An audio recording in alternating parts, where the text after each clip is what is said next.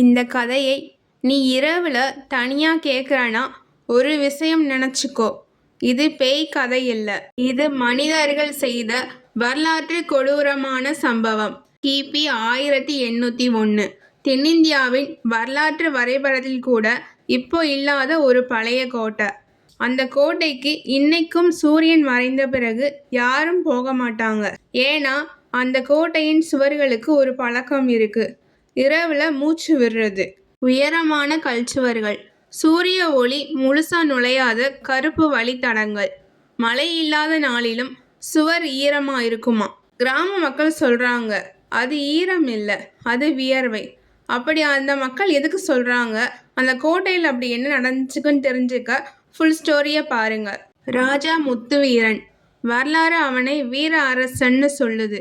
ஆனா உண்மையில அவனுக்குள்ள ஒரு பயம் இருந்தது, துரோகம். அவன் சொன்ன ஒரு வார்த்தை, அது வரலாற்றுல பதிவில்ல. ஆனா அந்த கோட்டை இன்னும் அதை நினைவில் வச்சிருக்கு. ஒருவனை கொல்லாதே, அவன் இறக்குற வரை உயிரோட வச்சிரு. கோட்டையின் அடியில் தண்டனை வழங்குவதற்கு ஒரு ரகசிய அறை இருந்தது. அங்க விளக்குகள் இல்லை, ஜன்னலும் இல்லை, காற்று கூட போக முடியாத அளவு இருட்டு. தண்டனை என்னன்னா உயிரோட சுவருக்குள் அடைக்கிறது. முதல் கல் போடும்போது அழுகை, இரண்டாவது கல் கத்தல், மூன்றாவது கல் பேரம் நடக்கும், நாலாவது கல் மௌனம்தான். ஆடி மாதம் அமாவாசை இரவு 12 பேர் சுவர்ல அடைக்கப்படுறாங்க.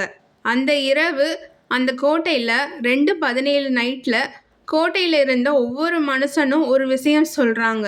சுவர் தட்டுற சத்தம் ஒரு இடத்துல இல்ல, 12 இடத்துல கேக்குதுன்னு. அந்த இரவுக்கு பிறகு காவலர்கள் பைத்தியம் ஆகுறாங்க. பணியாளர்கள் காரணம் சொல்லாம வேலையை விட்டு நிக்கிறாங்க. கோட்டையே மௌனமா இருக்கு. ராஜா தூங்கல. அவன் தினமும் சுவரை தொடுறான். அவன் சொன்ன கடைசி வார்த்தை, அவங்க இறக்கல, நான் தான் தினமும் சாகுறேன்.